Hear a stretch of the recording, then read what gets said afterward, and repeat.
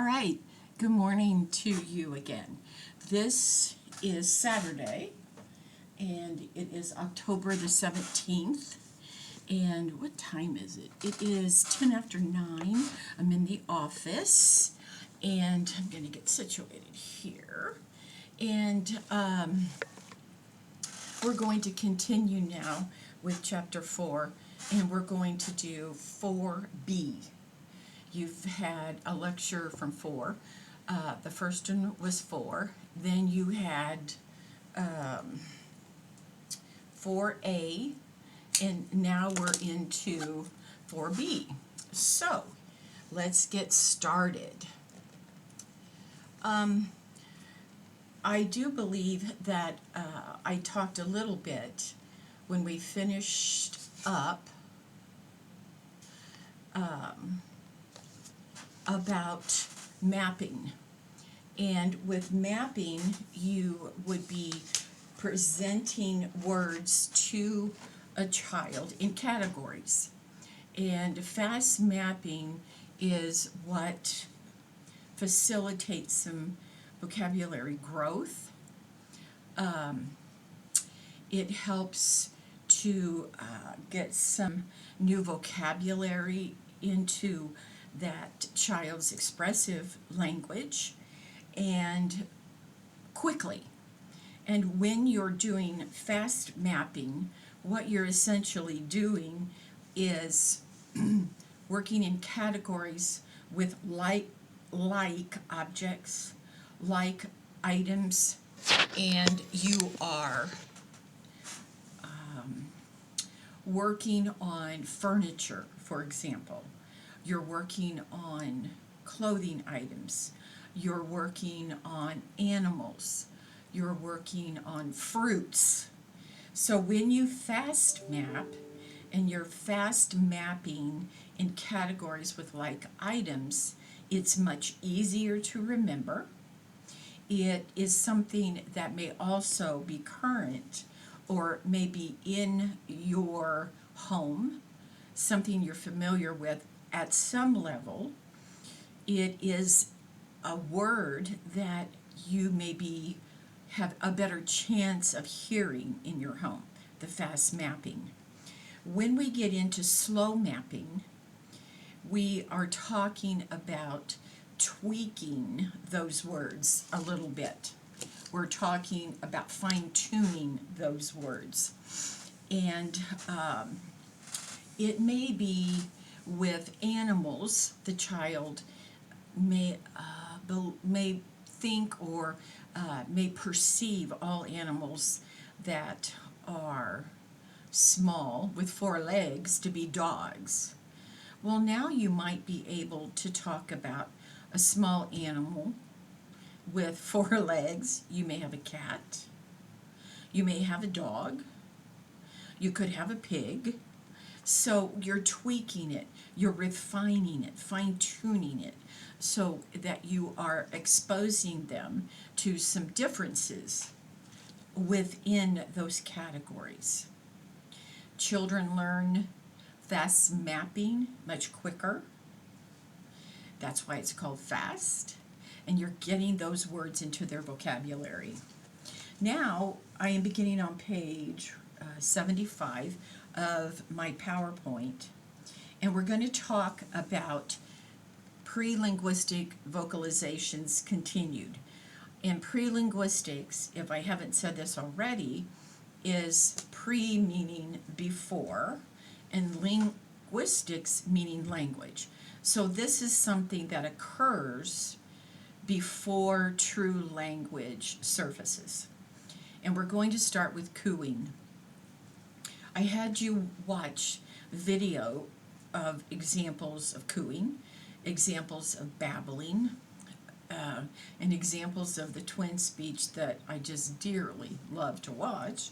But cooing occurs around 2 months. The infant is now a little more alert, awake a little more often, and is more responsive.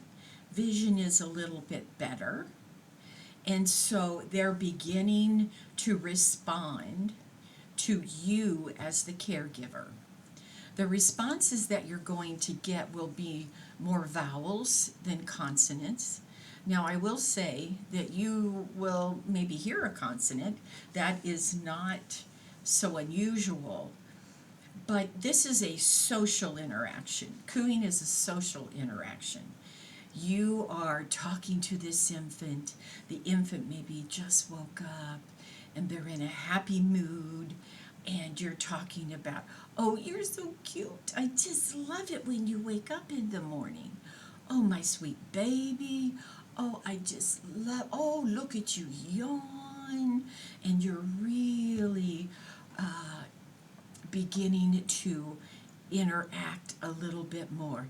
And the baby is loving this. They see your face, they see your movements, they hear that motherese type of voice, and they begin to respond. You may see the arms move a little bit more. You may begin to see their eyes get wider, and they may even move their body a little bit more. And they're beginning to, oh, ooh, and you may see the tongue a little bit. And they're responding with vowels. Cooing is more likely to occur in a social situation when you are there, you are the caregiver, you're there, and you're providing that stimulation. At 4 months, cooing is still occurring. Laughing is beginning to get into it, and you see them smile a little bit more, and that is very reinforcing to a parent. At about 6 months, you're going to begin to hear some true babbling. Now, babbling occurs because the child's anatomy is more mature. At 2 months, they don't have as much control of the lips, the tongue, the jaw, the palate. And so at 6 months, they do. And when you see a child who, especially a child who's beginning to sit up, 6 months, that's when we begin to see that child sitting independently, you're going to be hearing consonants. Cooing is more vowels. Consonants you're going to hear more in the babbling stage. What they're doing is they're repeating consonants. Da, da, da. Mama. Da, da, da. Baba. They're repeating a vowel and a consonant, okay? And babbling is a precursor to jargon. And we'll talk about jargon in just a minute. You may hear what we call reduplicated babbling. And reduplicated babbling is when they're repeating that particular syllable. Da, just one syllable. Reduplicated, da, da, da. They're duplicating that particular consonant and vowel, that particular syllable.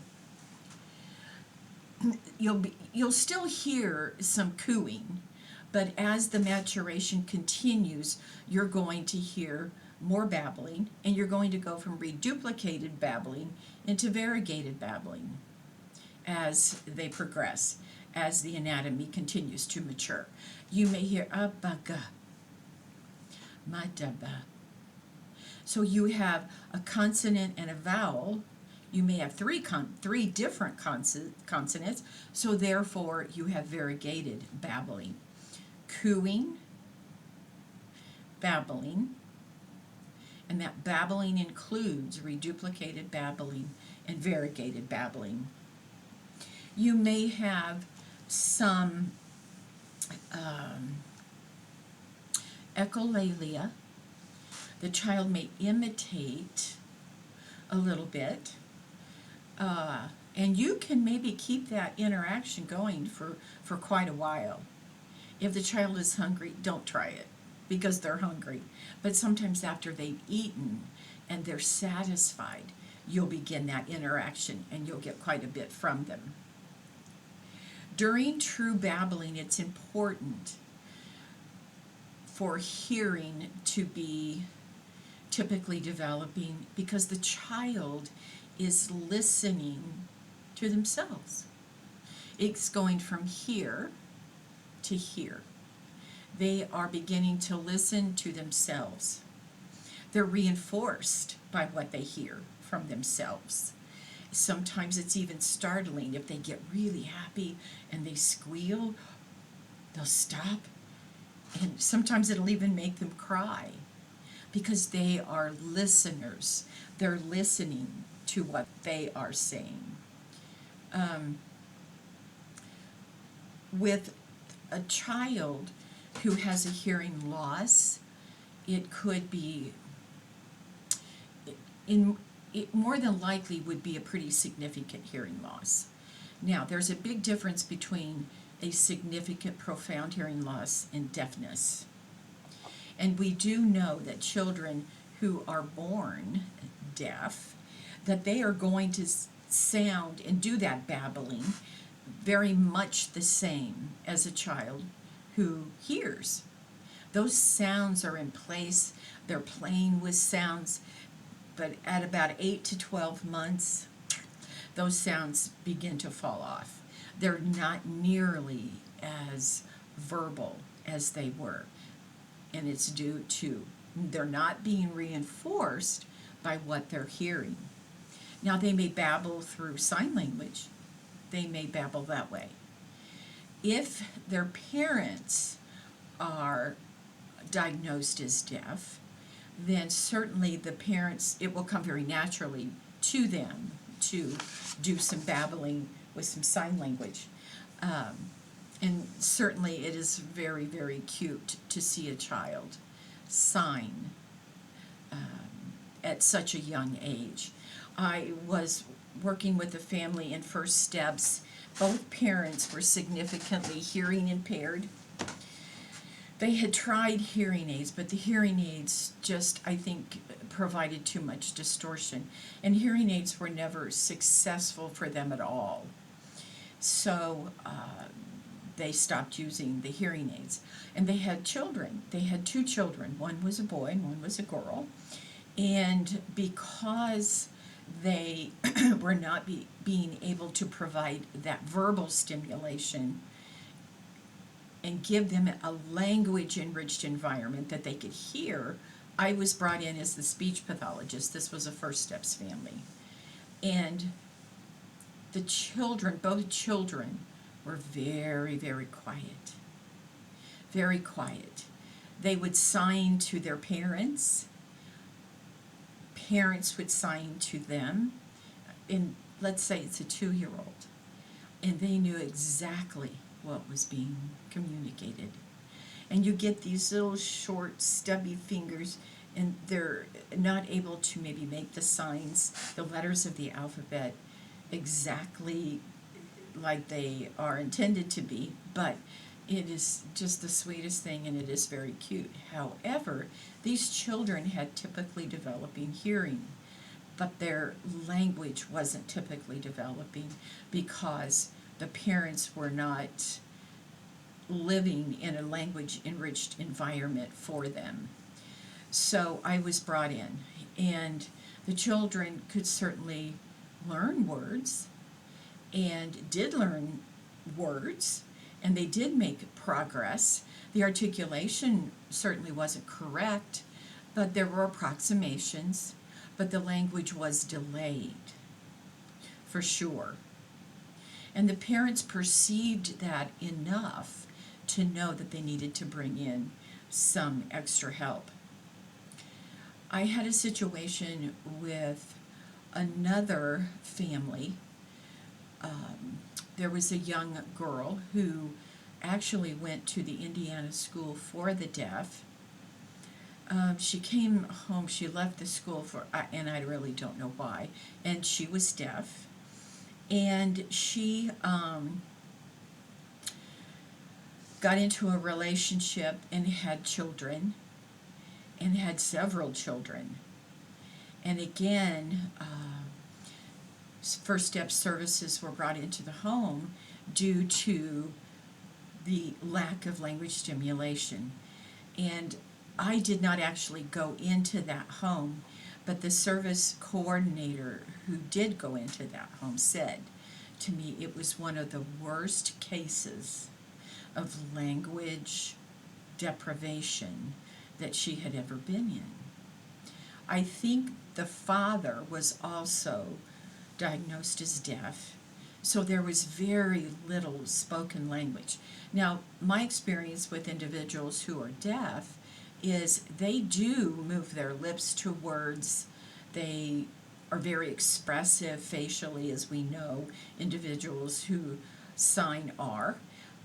But it was very, what we call deaf speech. It was very nasal. The articulation was poor. And so the child is hearing a combination of nasal sounds, but they're certainly not hearing the articulation and not understanding the language as we know it. But they were very, very much in a language deprivation situation. And it does make a difference in terms of language development. But we know these kiddos start out producing sounds just like a child who has typically developing hearing, but after a certain time, those sounds that they produced, they are they're sort of lost. Those sounds are just not happening anymore because they can't hear it and there is no reinforcement.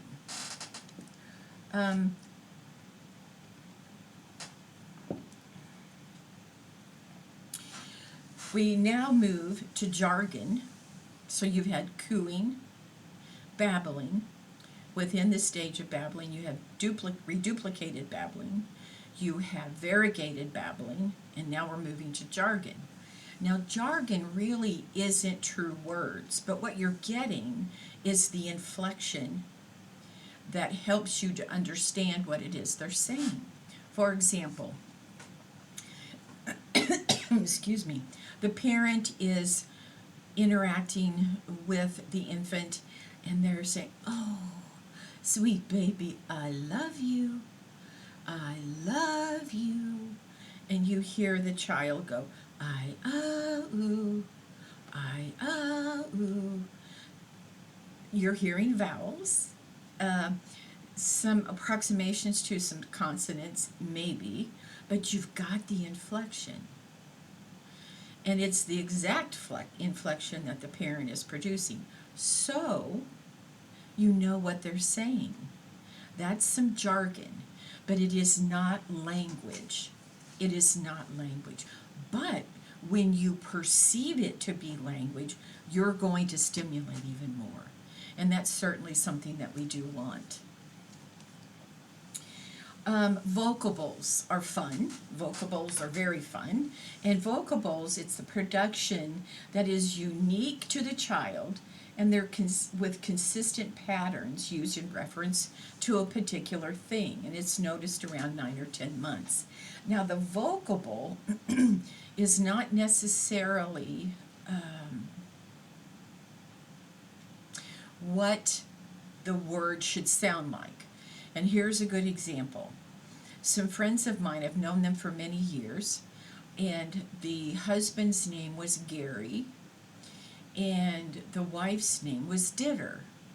And I didn't think too much about it. Names are different, and I didn't know if it was a nickname. I didn't know if the parents named her Ditter because of some family tradition, but I always knew her as Ditter. Well, I think it was several years later I found out that her name was really Melinda. And I'm going, "You're kidding. Her name is Melinda? Well, why do we call her Ditter?" Well, when she and her brother were young and she was older, he couldn't say Melinda, and the parents would refer to her, here's your sister. Oh, your big sister. He couldn't say sister correctly, accurately, and it came out like ditter, ditter, sister, ditter, ditter. So when he was using ditter in context and directing his attention to his sister, they knew exactly who he was talking about. And then it became ditter. So that was his vocable. And that's what everybody called her. I also had a student come up to me after class on Friday, and I had lectured on vocables, and she shared a story with me that is so sweet and endearing. When she was little, she couldn't say Uncle Dave, and she came out with ditto. And even to this day, everybody knows Dave as Ditto, and that's what they call him. And I bet he loves that, especially when she says it. And so that was her vocable, for sure. Now, after she came up with Ditto, I'm sure people continued to call him Dave, but it just kind of fell into place. And sometimes I call them labels of endearment. She was using ditto for her Uncle Dave, whom she loves, and she said even to this day, they have a very, very, very strong bond. Not only are infants using vocalizations and jargon, I, bye bye. They're also using body language, eye gaze, proximity to something.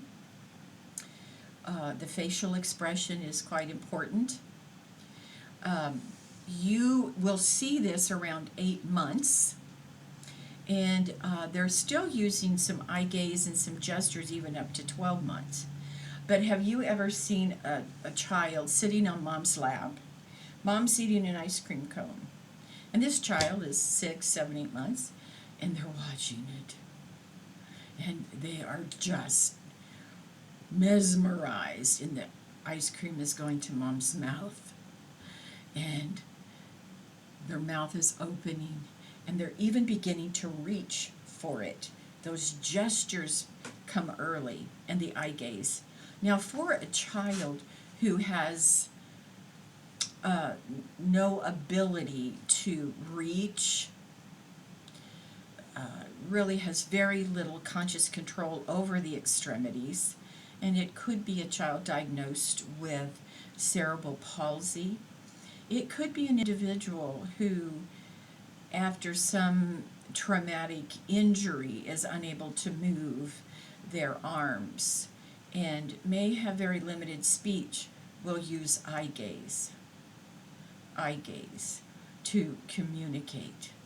And so the whole point behind this is because you need to be so aware of their actions. You need to be watching their change in behavior, the change in their facial expression, the eye gaze. And eye gaze is used with augmentative communication for individuals who don't have speech anymore or never had speech, using eye gaze. It's a pretty sophisticated system with computers and eye gaze. And sometimes they'll even attach something to glasses, a pointer. And if the person has the ability to turn their head, they can gaze, they can aim this small beam onto a panel on the computer, on the augmentative device, and communicate that way. So you have to watch their behavior, their actions, their gestures, and what they're doing. Another example would be if you walk into a classroom of kindergartners And of course, you're the stranger, but they're always interested. And some children are very outgoing. They may come over and say, "What's your name?" or "Come sit by me," or something like that. But then you always have some children who are a little more hesitant. So let's say you sit down and you notice a child in the back of the room who's watching you, and they're watching the other children approach you. And you might smile at them. You don't approach them. You may not even ask them to come sit by you. You're just watching. And pretty soon that child comes a little bit closer. And maybe you wave at them. That's all. You don't say anything, you just wave. And they're just watching. And you might see if their arm is down at their side, you might see the hand go up a little bit. And then maybe you brought some items with you because you're going to interact with these kindergartners. Maybe you have a bag and you have a book on the top of the bag, and the children can see the cover. And some children are talking about the book, but this one little one over here can't see it very well. But they're curious. And here they come. They come and they look at the book. And maybe all you're going to do is pick the book up and hand it to them. They may take it, they may not take it. But you have been observant enough in their behavior, in their communicative behavior. Behavior is communication. You may have heard me say this before. At home, if I'm mad and I slam the door, I don't have to say a word. My husband knows I'm mad. And so behavior tells you something about that child. So you want to watch those gestures. You want to watch a change in the facial expression. You want to watch the reaching, the pushing away, the closeness that they have with you, or if they go back further away from you. What you don't want to do is go over and hug that child. You don't want to touch them because you haven't been invited to do that. And it's not okay for children to hug strangers. We don't want them to do that. We don't know what their lives are like. And so we have to be very cautious as to how we approach children, what we ask them to do, letting them feel comfortable and find their own way to us is much, much better. So the developmental sequence would be, again, cooing, babbling, jargon, and then we get into some true words.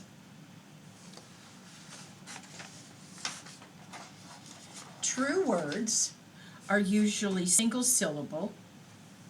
They emerge somewhere between 11 and 14 months. Now, in class and in my lectures, you may have heard me say, 1 year, 1 year old, first word. 1 year old, walking. 2 years, 2 words together. It's kind of a nice way to remember the developmental milestones. I want to know developmental milestones. That's important to me in terms of typically developing behavior. So I want to know that the child sat around 6 months. I want to know that the child is beginning to crawl, 8 months. I want to know that the child is pulling up onto the side of the chair or the sofa, pulling to stand and cruising the furniture back and forth, and independently walking around 12 months. I want to hear cooing. I want the parent to tell me that. I want to hear, oh, he babbled and babbled and babbled, and we never understood a word that he said, or we had no idea what he was talking about, but he was really telling us something. I want to know that sequence, cooing, babbling, jargon, and true words. The first words are usually nouns, and they're objects, they're items that they see on a daily basis in their home. It could be cookie, and it might be e. That's cookie. It might be daw for dog.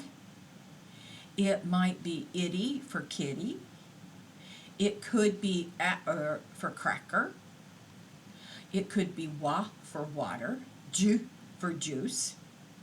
But we're hearing those first words around 11 to 14 months. And I consider that to be typically developing language occurring anywhere between there. Now, if I hear that a child didn't say their first word until 2, that's a big red flag. When they're so young, 3 months can be a big difference. Big difference. When you're 20 and you're dating somebody 25, it's not a big difference. But in terms of development, or I guess if you're 20 and you're dating somebody 50, that could be bad. I don't know. I don't have to worry about that. And I hope maybe you're not dating somebody 50. That doesn't make sense to me. But that's your life. But 2 or 3 months can make a big difference in an infant. So if they say their first word at 15 months, I may not think so much about that, but I want to know. I'm going to go back and look at 6 months sitting, 8 months crawling. I'm going to look at some of those other developmental landmarks. All of the sounds may not be in the word, and that's okay. Sometimes parents misunderstand me when I say, how many words does he have? And many times they have no idea. They're not sitting down writing all these words down that they hear the child say unless I ask for that. But they may think that the word daw is not a word, that it has to be dog. Well, it doesn't have to be dog with the G at the end. If the child is always saying daw and they're looking at the dog, that is their word for dog, and that is a word. So the sounds may be missing, but that's okay. They're usually one syllable. You still have to think about the anatomy and the physiology. It's harder to say popcorn than it is to say pop. Cotton candy is, well, they may say that one really well if they want cotton candy, but a multisyllabic word is more difficult to produce than a one-syllable word. So they're starting out with one-syllable words. Now, they may have e. We've got 2 syllables, but it may not be exact, but that's okay. The same word that a child uses may have the same meaning for different things. Every man the child sees in the grocery store could be dada, those kinds of things. But it doesn't take long before that's all worked out and they get it.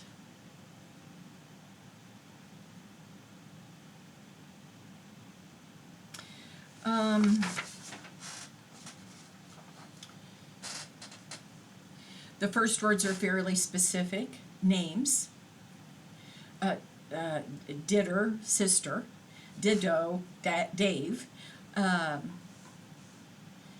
They may say, if the child's name that they're trying to say is Bobby, it might come out Ba. The words that Rachel would be a more difficult word to say, and the reason for that is a sound that develops later. We're looking to have that sound corrected by the time the child is about 7, and so it might be A-O for Rachel, but over time that sound does correct itself. We're also hearing no. They'll shake their head no. So if you want to avoid a no response, don't ask a yes/no question. But they understand no, and they'll shake their head no, and you may hear no. That comes very early too. We do have to be aware of interpreting the meaning. And if you remember one of those 5 areas of language, semantics, what's the meaning? What is their intent? Cookie might mean, I don't want this cookie. Cookie might mean, I want a cookie. Cookie might mean, I lost my cookie. Cookie might mean the dog ate my cookie. And so you have to be aware of the meaning and the message that's being conveyed by the child. Okay, this lecture is approximately 35 minutes. I'm going to stop here because 4C, and let me make a notation of that, will be, it will start with page 80 of the PowerPoint. And it's going to start with early syntactic development. And this will be Brown's stages of syntactical development. We're nearing the end of chapter 4. So depending on how much time it takes us to get through the lecture, we will be having an exam within the next 7 to 10 days. As we get closer to that time, and I know exactly when, I certainly will share that information with you. I don't know if I'm going to do a Zoom review. I may just do a lecture review. And if you have questions, you can always email me with questions. It's going to be a matter of time, I think. So if I do not have a Zoom meeting for review, I most certainly will have a lecture review. Okay? Well, I hope you're having a good weekend. It's really pretty outside. I'm looking out my window here in my office in the Health Professions Building, and the trees are turning colors. The sun's shining, and it's pretty. It's a little crisp, supposed to be in the 60s today. So I hope you have an opportunity to get out and take advantage of the pretty weather. I encourage you to remember to wear your mask, to avoid large crowds and large groups. We still have COVID-19 in our presence. My neighbor just got diagnosed with COVID-19. Students are still continuing to have to quarantine. So it still is a reality, unfortunately. So please be careful, please. And I will talk to you soon.